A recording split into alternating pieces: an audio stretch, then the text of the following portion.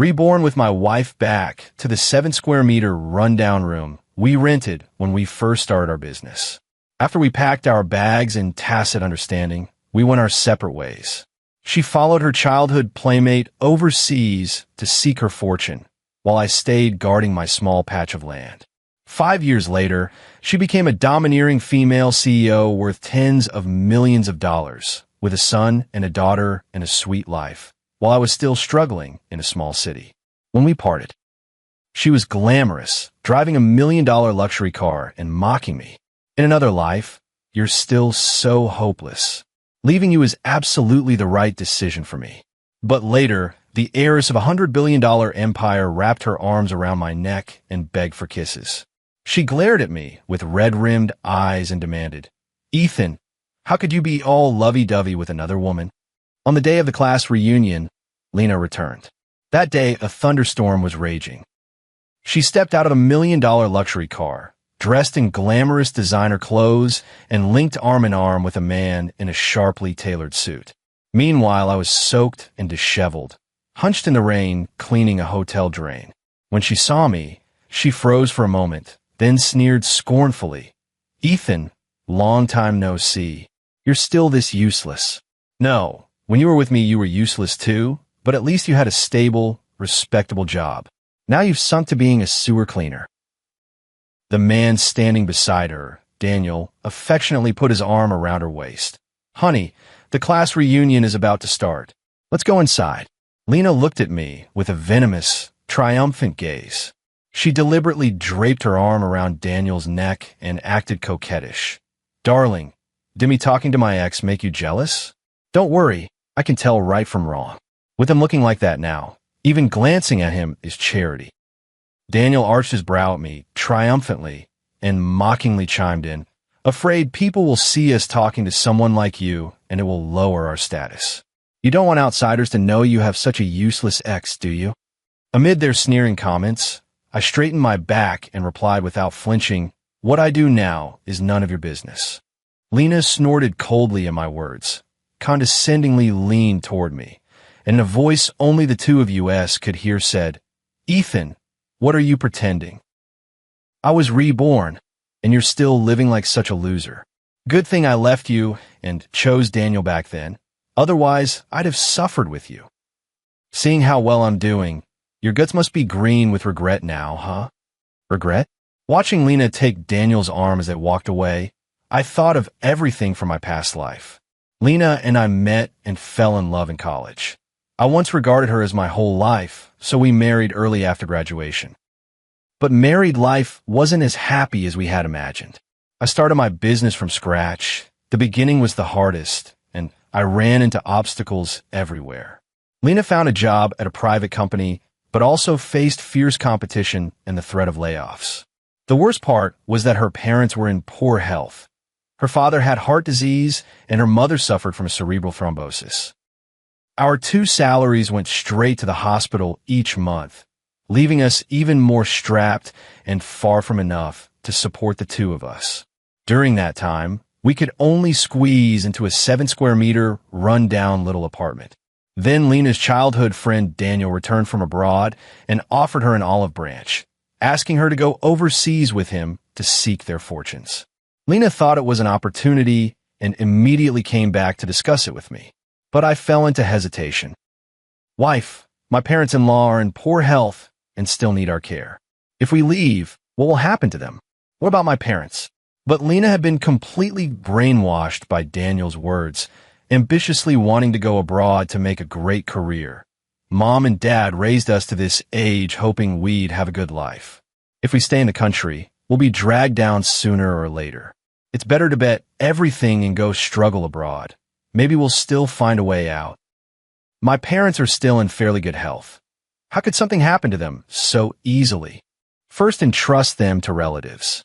Once we go there to work hard and make money, we'll bring them over to enjoy life. They will understand us. I still tried to persuade her. Even if we stay in the country, with our abilities we can fight our way through and build a career. Believe me, the project I'm working on will pick up soon. We still have a chance. But Lena, humiliated and furious, shoved me away and pointing at my nose, cursed, "Wait, wait, wait. How long do you expect me to wait? Since I married you, have I ever had a single good day?" Her gaze toward me was no longer intimate or loving. Instead, it held a savage disgust and hatred. Only a useless, spineless man would make a woman wait. That day, she packed her bags and left the house without so much as a backward glance. Outside, lightning flashed and thunder rolled. Worried something might happen to her, I ran after her. But what I never expected was that because the neighborhood's sewer was clogged, the rainwater on the street accumulated up to thigh deep, and an exposed high-voltage wire fell into the water. The moment I saw Lena get electrocuted, I threw myself forward to save her without hesitation. A powerful current struck me, and I also fainted and fell. When I opened my eyes again, I found that both Lena and I had been reborn. And once again, we returned to the run-down little rental we used to live in. This time, we didn't argue. Silently, each of us packed our things. We stepped toward the choices we had made. Despite her parents' objections, she resolutely followed Daniel abroad. And like in my previous life, I stayed in this city to start a business. Since I had made my choice, of course I would never regret it. While they were talking to me, the other classmates arrived. Seeing me crawl out of the sewer covered in mud, the classmates looked at one another, each wearing an awkward, unnatural expression. Some classmates even exclaimed, "What the hell? Ethan used to be our class genius and heartthrob, right? He couldn't have ended up like this, could he?" Someone else accused the class monitor. "You sent him an invitation? He's like this, and you still called him? Don't you feel embarrassed?" Smearing yourself all over, begging him to come. If people find out we have a classmate like that, it's humiliating for us. A sharp-eyed student noticed Lena and turned to flatter her. I heard Lena is now a CEO worth tens of millions of dollars. Lena, if you grow rich and successful, don't forget old classmates. Make sure to promote them well. Lena was praised so much she was practically puffing up with pride. At that moment, someone suddenly said, "Besides Sophia, Lena is doing the best from our class, right?" Back in school, those two were the strongest.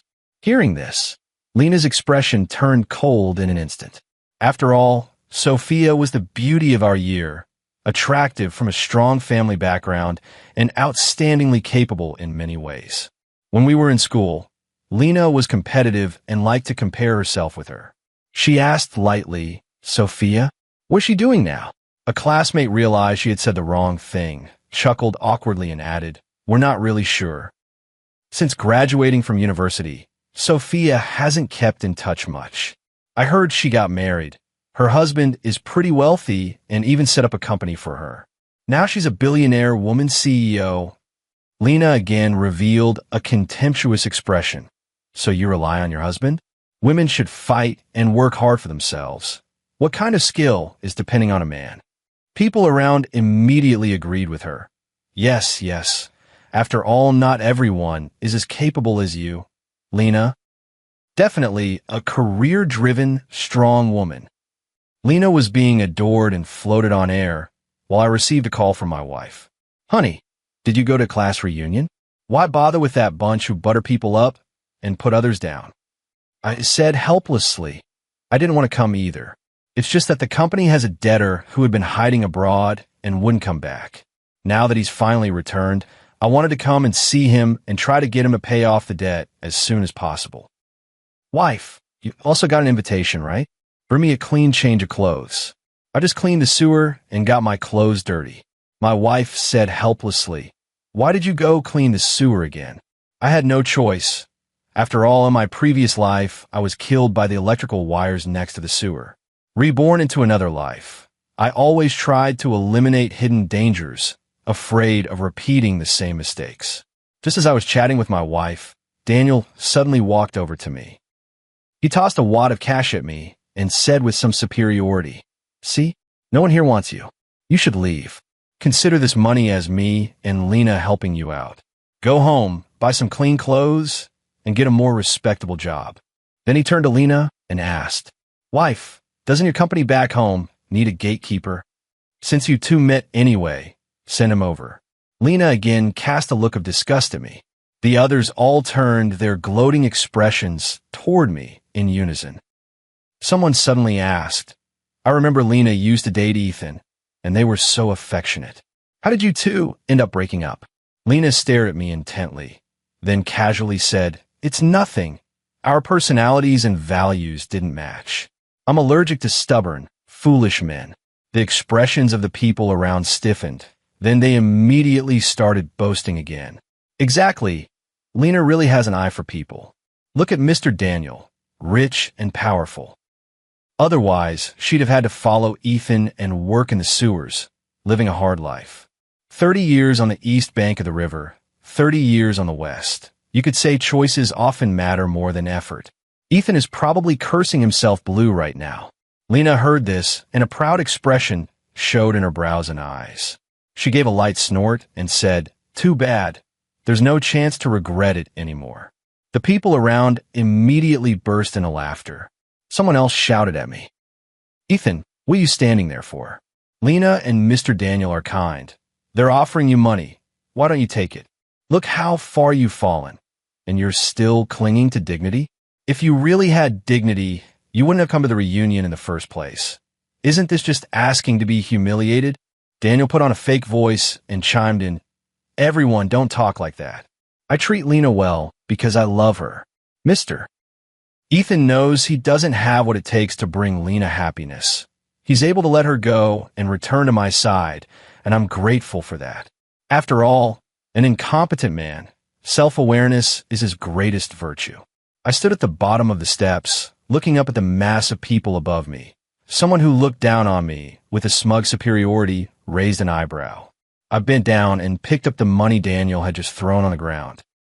With the crowd's increasingly scornful expressions as they anticipated spectacle, I did not pocket the money, but walked over and put it back into Daniel's hand. The money was stained with mud and water, and Daniel immediately flicked it away in disgust. He frowned and asked me, What are you doing? I snorted and replied, I'll buy my own clothes. No matter what my job is, I live by my own labor. There's nothing shameful about that. It's actually more disgusting to see certain people groveling up and looking down on others. Daniel's expression instantly turned cold. He was so furious he practically wanted to kill. Suddenly remembering his righteous act, he stopped himself. He snorted coldly and said, Fine, but look, with so many of us coming to the reunion, if you go in looking like that, you'll not only embarrass everyone, you'll ruin our appetite. Change into some clean, decent clothes. Or I'll make sure you don't even get through the hotel's door. Just then, my wife arrived. She was fashionably late.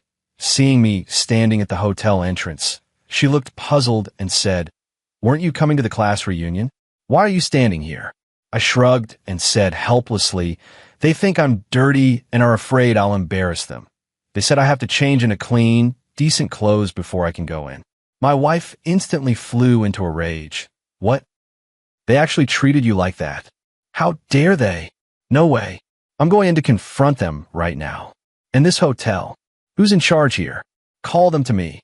Seeing my wife storming toward the hotel, I grabbed her arm again. Don't be hasty. This might actually work to our advantage. That debtor pretends to be dead broke all the time. We'll be performing a little act later. Let's bluff him and see what happens. My wife and I agreed to enter the hotel one after the other. Those classmates were more solicitous toward my wife than they were when they saw Lena. They all made way for her, bobbing and scraping as they flattered her. Oh my, what wind has blown Sophia here today? We thought you wouldn't attend this year's reunion. After all, Sophia is a very busy person. Your status is different from ours. It's hard for us classmates even to get a chance to see you. Sophia sat in her seat, disdainful of their compliments. Finally, she snorted coldly. My husband asked me to come. Ever since Sophia showed up and stole her spotlight, Lena's expression had been sour. When Sophia mentioned her husband, Lena immediately curled her face into a sneer. Everyone can see, right? This woman, really, you have to rely on yourself. Otherwise, you may look like a wealthy madam on the surface, but the company exists because your husband set it up for you. Even whether you can attend a class reunion depends on your husband. Sophia was furious too and shot back. My husband loves me and likes to set up companies for me to play with. What? Are you envious, jealous, or resentful? Seeing the two of them at odds, the class monitor hurried to stand up and smooth things over. Never mind, never mind. We're all classmates. We finally managed to hold this reunion, so let's not spoil the harmony. Seeing the hotel waiter standing at the door ready to serve, the class monitor added, "Everyone, take your seats first. Lena and Mr. Daniel are treating." I was about to find a seat, but the next moment, a classmate grabbed the chair first. "Ethan, we've been close for years and haven't seen each other in a long time. We want to catch up. Don't sit at this table. Move to that one over there." I was about to switch to the adjacent seat, but someone immediately put something on the chair and said coolly, "This seat is taken." In the end, everyone found a seat. Only I was left, standing there awkwardly. Daniel then pretended to be helpful and said, "Is there not enough room? How about this? I'll ask the waiter to set up a small table for you in the hotel corridor." My wife instantly blew up, threw her cup onto the table, and immediately spoke with a cold face. "Ethan, come sit next to me." When she said that, everyone immediately exchanged puzzled glances. After a long silence, someone tentatively said, "I remember that when we were in school, Sophia used to chase Ethan, but in the end, Lena won him over. Back then, Sophia did indeed pursue me. But at first I had no liking for her, this delicate, spoiled miss, and only wanted to live a simple, peaceful life with Lena, who came from the same humble roots as I did. Looking back now, it really is something to sigh over. Mentioning the past, Lena wore a smug expression. After all, she was competitive and loved comparing herself with Sophia. But in family background, looks, ability, and even temperament, she couldn't match Sophia. Only this bit allowed her to regain some face. She glanced at Sophia lightly and snorted, "Some people like digging through garbage. If they want what I don't want, let them pick it up." My wife's face visibly flushed with anger. After being married so long, she was still holding a grudge about what happened back then, blaming me for being blind and heartless for not liking her in the first place, and choosing Lena. Just a few days ago, the little thing had been pinching my arm, making me swear that from now on, I'd only love her and couldn't contact Lena anymore. Afraid she'd bring up the past again, I quickly plopped down in my seat and shouted, "Where's the food? Why isn't it served yet?" Everyone immediately sneered. Really clueless. Acting like this in front of two great beauties, what a disgrace. A starving ghost reborn. Must have never eaten anything good, right? Should we get him a few plastic bags later so he can pack up the scraps from our table to take home? It would save food, and besides, we can pretend we're doing a good deed, helping out a poor classmate who can't afford meals. Sophia sprang to her feet. Seeing her stand up, those classmates were terrified and also rose to their feet. I was afraid she would expose the plan, so I furtively tugged her arm. Only then did Sophia's expression soften. She said coldly, "Can't you keep your mouths shut even while eating? Haste makes waste, don't you know? There's no helping it. My wife is just possessive." At the side, Daniel quietly studied my wife's appearance, then suddenly smiled, raised his glass at her, and asked, "Miss Sophia, may I ask where you are working now? Lena's company is just starting up back home. Perhaps we could cooperate." My wife answered with a cold face, "No need, I'm not interested." Am I prompt? She sat back down. Then a classmate said, "I remember Sophia's husband set up a company for her called Westwood Group, right? Its market value is hundreds of billions of dollars. It's the leading enterprise here." Lena snorted coldly. "She sold herself for a lot of money. What a pity. Everyone has their fate. If it were me, having to sleep with an old man to get that money would probably make me so sick I'd have nightmares at night. Some people have no bottom line." My wife was enraged again. She slammed the table and demanded, "What do you mean by that? Tell me clearly. Who sold themselves and slept with an old man for money?" Lena stared straight at her and, with righteous indignation, retorted, "Isn't that right?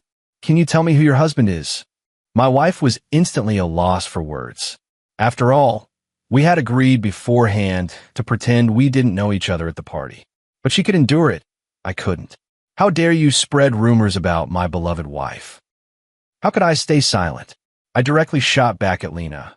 Lena, I know you've always been envious and resentful of Sophia, but we're all classmates. Do you really have to put so nastily and make up sexual rumors about a female classmate? Isn't that going too far? Between Lena and Sophia, of course the classmates would choose the latter. Everyone chimed in. Exactly, Lena, we know you're not doing as well as Sophia these days, but there's no need to speak so nastily, right? Who Sophia's husband is her own private matter. It's none of our business. It's not right to spread rumors and gossip, is it? These people, when they were flattering Lena before, they weren't saying this. Now that they see Sophia, they've switched sides? Sure enough, they worship the high and trample the low, changing with the wind. Seeing everyone start talking about her, Lena's expression began to contort. She snorted. Whether he's an old man or not, some people know in their hearts. Why would I envy or hate her? I worked hard to get where I am. My husband is young and handsome and treats me well, unlike some people who have to read others' faces even when they come to a class reunion. Then she fixed her gaze on me and said sarcastically, "Act well. After all, she liked you back in school. When the old man can't satisfy her anymore, maybe she can keep you as a pretty toy." I looked at her too, and without warning, asked, "Weren't you doing fine abroad? What are you back for this time?" Lena was taken aback, a little annoyed. "None of your business?" I asked again, "Did you just say that you and Daniel are married?" Lena immediately put on a superior expression, playing with her long hair and saying, "Why are you asking this all of a sudden? Could it be that you're still hung up on our past and want to win me back? Too bad, you don't have a chance." She gave me a charming smile. "Daniel and I even have a child now. Even if you wanted to win me back, I wouldn't look at you." In an instant, everyone's eyes fell on me. Feeling the death stare from my wife, I snorted and replied, "You misunderstood. I meant to say, since we're married and even have a child, let's not bring up the past anymore. It's like you keep dwelling on it. Your husband doesn't mind, but I'm afraid my wife might get jealous." Lena's expression twisted instantly. "Who are you saying is dwelling on it?" Then, as she realized something, her face turned sullen. You married?" Meeting Lena's expression, I tooted. "Why would you say that? We're not exactly kids. You even have a child. What's so surprising about me being married?" Lena's pupils reddened, her eyes trembling, her body shaking slightly for a moment before she scoffed sarcastically. "I just feel sorry for your wife. Marrying a useless coward like you. Her whole life is ruined." I smiled, secretly taking my wife's hand under the table, and replied softly, "You don't need to worry about whether my wife is doing well. Mind your own business first." Actually, I know very well why Lena came back this time. 5 years ago, she left everything to work abroad, abandoning her already frail parents in the country. Before long, her father suffered a heart attack. Because he wasn't taken to the hospital in time, her father died in the ambulance. And Lena, because of work abroad, didn't even attend the funeral. Lena's mother, because of this, harbored some resentment toward Lena and unilaterally cut off their relationship and contact. Occasionally, when I went to visit her, she would take my hand with tearful eyes and say to consider as if she had never given birth to that daughter. Some time ago, Lena's mother suffered a cerebral hemorrhage and fell down the stairs. For several days in a row, no one noticed. She died at home. By the time the neighbors realized she was missing and called the police because of the stench in the hallway, Lena's mother's body was already beginning to decompose. Lena had come back this time to arrange her mother's funeral.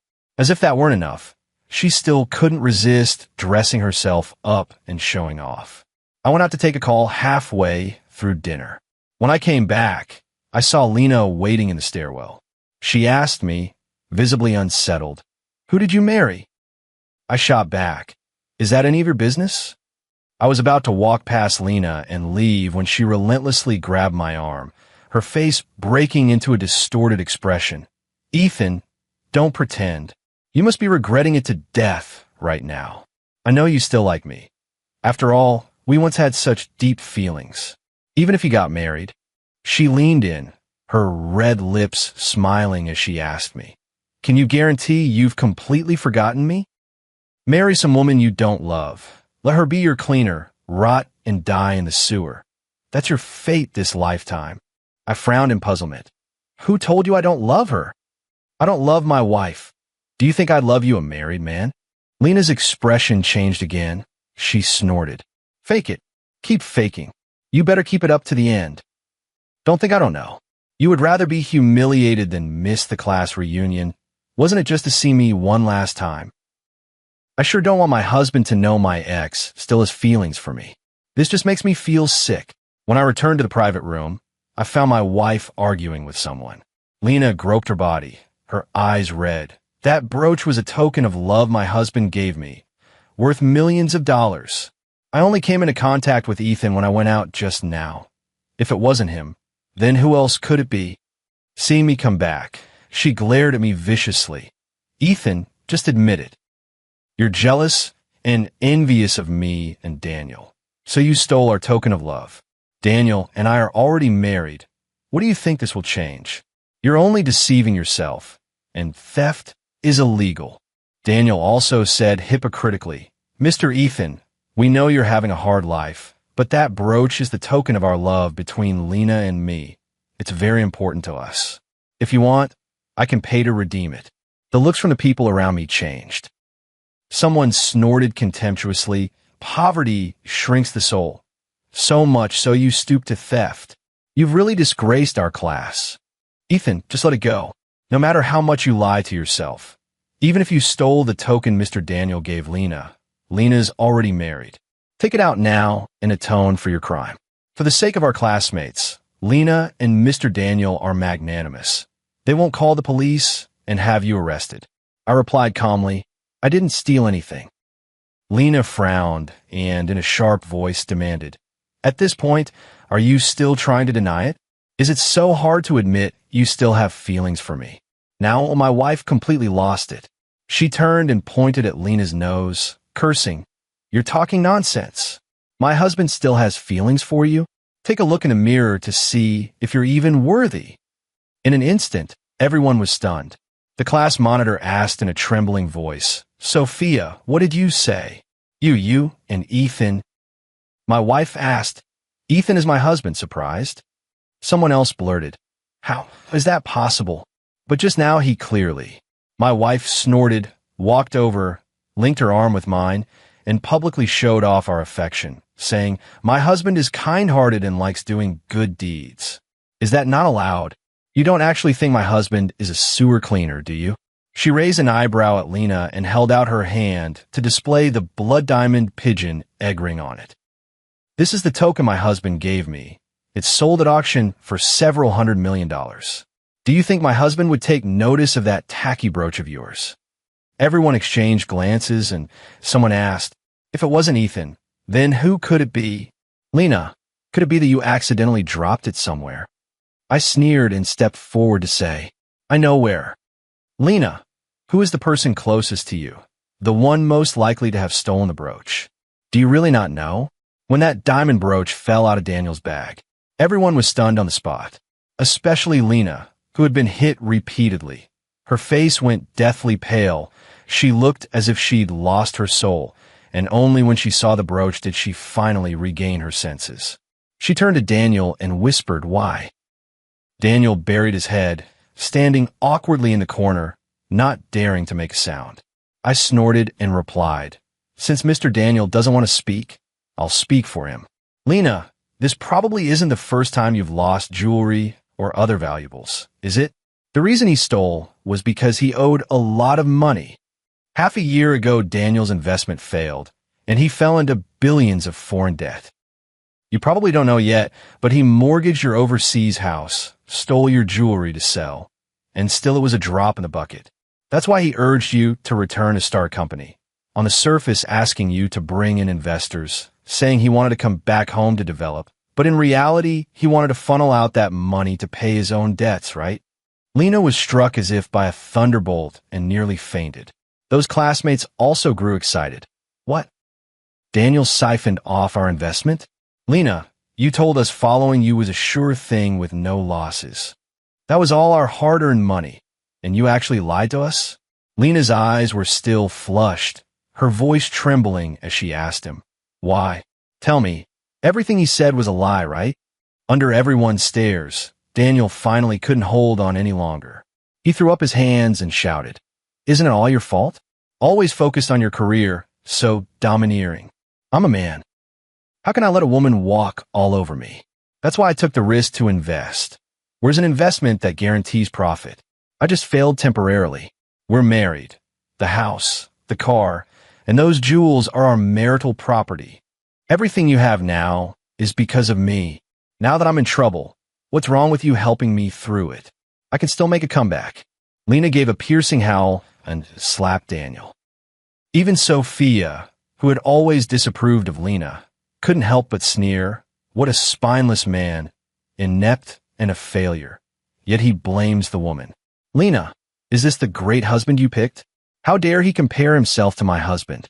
She snorted coldly, took my hand. "My husband wouldn't bankrupt himself to compensate. He sure as hell won't be living off stealing my jewelry to pay his debts." Lena reported it to the police, and Daniel was arrested. The scene was chaotic. Some classmates were grabbing Daniel by the collar, chasing him to the police station to demand their investments back. Others clung to Lena, begging her to find a way to help their husbands repay the money. Lena had returned home this time to start a company. Those classmates thought they could ride her coattails to success and make a fortune. Almost all of them had sold off everything and poured their entire fortunes in, becoming Daniel's chumped leaks and tools. After learning the truth, Lena was dazed and bewildered, as if she had gone mad. In the end, she let out a mournful wail and fainted to the ground. Classmates hustled her off to the hospital. While I didn't join the commotion, I went straight home with my wife. And that night, I got a call from Lena. She suddenly asked, "Are you really that afraid of her? Our feelings over all these years. Seeing me faint, and you don't care at all? You're afraid of upsetting her, so you don't even dare take me to the hospital?" I made a puzzled and retorted, "What did you say?" Lena sniffed and said, "Ethan, I regret it. From my first year abroad, when I learned about Dad's death, I already regretted it. I wanted to come back to find you, but I was unwilling to accept it. I didn't want you to look down on me, so I had to achieve something before I could come back to find you." She exhaled in relief and said, "I've been waiting for you to come find me, but you just wouldn't come. I thought you'd given up, so I married Daniel to try to forget you. But now I've realized that no matter how many years pass, I can't forget you." I asked, puzzled, "What do you mean telling me this now?" Lena said bluntly, "Let's get married." I froze on the spot. She went on, "I know you still can't forget me. After all, our feelings were so deep. You wouldn't so easily abandon me to love Sophia. The one you love is me. In our past life, we were the married couple. Go and divorce Sophia. Daniel is in prison anyway. I'll file for divorce from him too. Then, we'll be together again, to make up for the regrets of the 5 years we missed." After she finished speaking, I let out a scornful snort. "Who told you I don't love Sophia? I don't love my wife. Should I love you instead?" Lena stiffened instantly. "You," I said mercilessly, "out of respect for Mr. and Mrs. Jones, I'm even listening to your ravings up to now. I'm already married, you have your own family, and I've already forgotten the things from the past. You should let them go too, okay? Don't humiliate yourself anymore." After I rejected her, Lena seemed to go mad. I hung up on her, and she started texting me hysterically. "Ethan, don't lie to me. The one you love is me. How could you abandon me and marry another woman? Why didn't you come find me abroad? How can you forget me and fall in love with someone else?" I ignored her. In the end, Lena had no choice. She begged me humbly, "Ethan, please don't leave me, okay? I have nothing left now. I only have you. I won't leave. From now on, whatever you want to do, I'll be with you.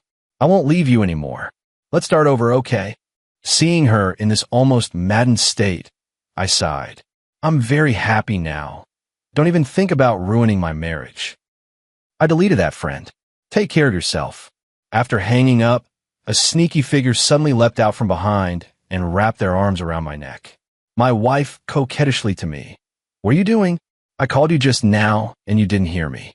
Could be an old flame coming to see you, trying to rekindle your past." I sighed helplessly. "What nonsense are you talking about?" My wife snorted proudly. "Whether it's the best or not, you're my husband now, and from now on you'll only be mine." Looking at her puffing out her lips and pretending to be angry, I smiled helplessly and quickly agreed, all right, you're the only one." I heard that after I deleted her as a friend, Lena went crazy in the hospital. She smashed her phone and many things in the hospital, and even grabbed the classmate who was caring for her, insisting that I still loved her and had lingering feelings for her. The other person helplessly reminded her, "Lena, face reality. The past is the past, and now is now. You used to be Ethan's girlfriend and almost married him, but now you are Daniel's wife, and Ethan's wife is Sophia. They're a loving married couple. Why humiliate yourself? Isn't this just rebounding to the third party?" Hearing that, Lena froze, then finally, breaking down and unwilling, shouted, "I came first, so why does she?" After Daniel went to prison, their family went bankrupt. Lena was now in a desperate situation. She couldn't repay Daniel's debt, and when the foreign company learned that she was suspected in the country of setting up a company to siphon off investments, they also fired her. Now she, after all the twists and turns, had returned to where she started. She left the child with relatives, then went back alone to the Jones family mansion, and unable to bear the burden and blows, she leapt from the roof. Ended the controversy and mockery that had followed her all her life. In the end, it was her classmates who couldn't stand it any longer who took care of her remains. On Lena's funeral day, a classmate called me and invited me to attend the service. I thought for a moment and declined, saying, "No need. The things that have passed are already past. Let the people from the past remain in her memories of the past.